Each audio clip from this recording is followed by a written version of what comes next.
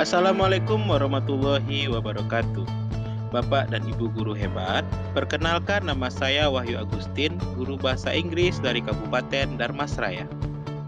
Dalam kesempatan kali ini, saya ingin berbagi pemahaman yang saya dapatkan dari platform Merdeka Mengajar dengan topik Merdeka Belajar. Ada 5 modul dalam topik Merdeka Belajar. Yang pertama, memahami dan mengenali diri sebagai pendidik. Yang kedua, mendidik dan mengajar. Yang ketiga, mendampingi murid dengan utuh dan menyeluruh. Yang keempat, mendidik dan melatih kecerdasan budi pekerti. Yang kelima, pendidikan yang mengantarkan keselamatan dan kebahagiaan. Baiklah Bapak dan Ibu guru hebat, mari kita mulai dengan memahami dan mengenali diri sebagai pendidik. Menurut Ki Hajar Dewantara, manusia merdeka adalah manusia yang hidupnya bersandar pada kekuatan sendiri, baik lahir maupun batin, tidak tergantung pada orang lain. Untuk mengenali karakteristik murid dan kebutuhannya, kita harus lebih dulu mengenali dan memahami kekuatan serta kelemahan kita sebagai pendidik. Karena pendidikan bertujuan untuk menuntun kekuatan kodrat yang ada pada murid sesuai dengan perkembangan zaman. Mendidik murid sama dengan mendidik rakyat. Oleh karena itu, guru harus siap dan adaptif terhadap perubahan dengan belajar secara mandiri untuk terus mengembangkan potensi diri guna mengantarkan murid-murid menjadi manusia merdeka. Guru berperan sebagai penuntun, motivator, fasilitator, sekaligus penggerak ke arah transformasi pendidikan yang berpihak kepada murid. Peran guru sangatlah penting dalam pembentukan karakter dan pengembangan kompetensi murid sesuai kodratnya. Guru yang maju memiliki konsep yang jelas tentang gambaran dirinya yang ideal. Ketika kita memahami kekuatan dan kelemahan kita, maka kita akan tahu apa yang bisa dioptimalkan dari peran kita sebagai pendidik. Modul yang kedua, mendidik dan mengajar. Ki Hajar Dewantara mengatakan pendidikan sebagai tuntunan, yaitu tuntunan dalam hidup dan tumbuhnya murid. Maka mendidik adalah menuntun segala kodrat yang ada pada murid agar mereka dapat mencapai keselamatan dan kebahagiaan yang setinggi-tingginya. Anak-anak hidup dan tumbuh sesuai kodratnya sendiri. Pendidik hanya dapat merawat dan menuntun kekuatan kodratnya tersebut untuk tumbuh. Mari kita tinggalkan gaya pendidikan zaman kolonial Belanda yang menggunakan metode perintah dan sanksi karena tidak sesuai dengan bangsa kita. Menurut Ki Hajar Dewantara, pendidikan yang sesuai dengan bangsa kita itu adalah pendidikan yang humanis, kerakyatan, dan kebangsaan. Modul ketiga, mendampingi murid dengan utuh dan menyeluruh. Bapak dan Ibu guru hebat, kodrat keadaan merupakan bagian yang tidak terpisahkan dari dasar pendidikan murid. Kodrat keadaan terdiri dari dua hal, yaitu kodrat alam dan kodrat zaman. Kodrat alam berkaitan dengan sifat dan bentuk lingkungan di mana murid berada. Sebagai contoh, murid yang ada di kota hendaknya mendapat pembelajaran yang mampu mendekatkannya dengan kodrat alamnya sebagai masyarakat kota. Sedangkan kodrat zaman adalah bagian dasar pendidikan murid yang berhubungan dengan isi dan irama. Isi dan irama pendidikan bergerak dinamis sesuai perkembangan zaman. Ki Hajar Dewantara mengatakan bahwa segala perubahan yang terjadi pada murid dihubungkan dengan kodrat keadaan, baik alam maupun zaman. Jadi, kita sebagai pendidik perlu menghubungkan dasar pendidikan murid dengan kodrat alam dan kodrat zamannya. Kita tidak boleh tetap menggunakan gaya lama seperti metode ceramah dengan menyampaikan informasi-informasi yang pada zaman sekarang itu dapat dengan mudah ditemukan oleh murid-murid di internet. Bapak dan Ibu guru hebat, perubahan zaman tidak dapat dihindari. Oleh karena itu, kita sebagai pendidik perlu bergegas beradaptasi dengan perubahan tersebut agar dapat menjadi guru yang relevan dan dapat membantu murid kita mencapai selamat dan bahagia.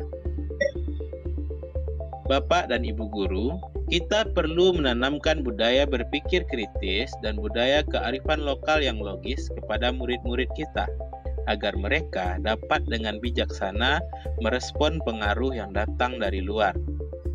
Untuk melakukan hal tersebut, dibutuhkan prinsip-prinsip dalam melakukan perubahan yang disebut asas Trikot, yaitu continue. Kemajuan kebudayaan merupakan keharusan lanjutan langsung dari kebudayaan itu sendiri. Yang kedua, convergent.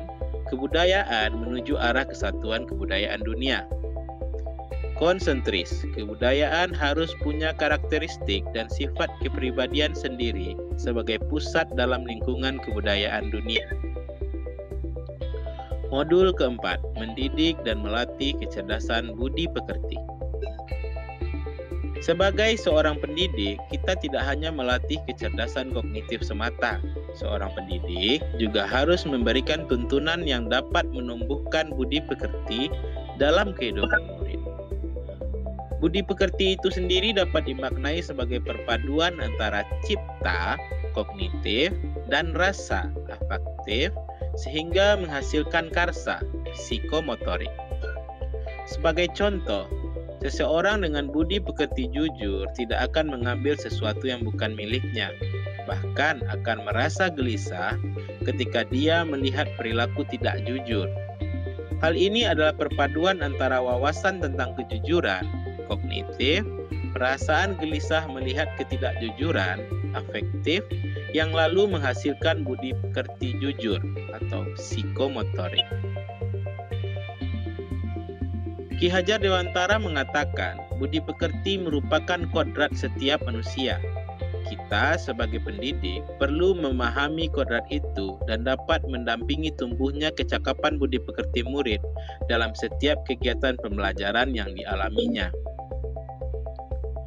Pendidik harus mampu memahami kodrat murid sebagai individu yang sadar, mampu memikirkan, memahami, merasakan, berempati, berkehendak, dan bertindak, agar murid mampu menjadi individu yang merdeka, berakal budi, yang dapat menentukan keberadaan dan jati dirinya sendiri. Pendidik tidak boleh mengeneralisasi kemampuan murid hanya berdasarkan peringkat kelasnya saja. Murid memiliki minat dan keinginannya sendiri. Hal ini sesuai dengan yang disampaikan Ki Hajar Dewantara lewat teori konvergensi, yaitu murid-murid itu ibarat kertas yang sudah terisi dengan tulisan yang samar dan belum jelas arti dan maksudnya. Maka, tugas pendidikan adalah membantu menebalkan dan memperjelas arti dan maksud dari tulisan-tulisan samar yang ada di kertas tersebut dengan tuntunan terbaik. Ki Hajar Dewantara membagi budi pekerti menjadi dua bagian. Yang pertama, budi pekerti biologis, dan yang kedua, budi pekerti intelligible. Budi pekerti biologis berhubungan dengan segala perasaan dan jiwa manusia yang mana tidak dapat diubah.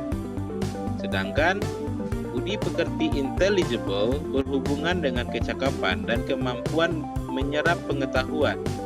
Bagian intelligible ini dapat berubah karena pengaruh keadaan dan lingkungan.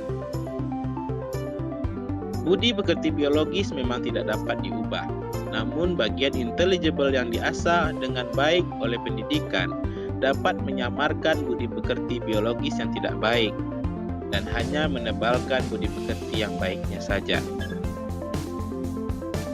Modul kelima, pendidikan yang mengantarkan keselamatan dan kebahagiaan. Tujuan akhir dari seluruh pendidikan adalah keselamatan dan kebahagiaan murid. Hal itu hanya dapat dipenuhi dengan memahami peran sebagai guru melalui sistem Among.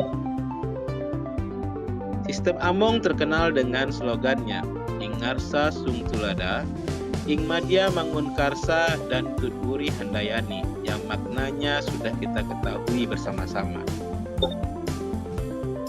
Murid generasi digital native yang hidup di era kemajuan seperti sekarang ini mengharuskan guru untuk menjadi pendidik yang adaptif, inovatif, reflektif, kolaboratif, dan berpihak kepada murid.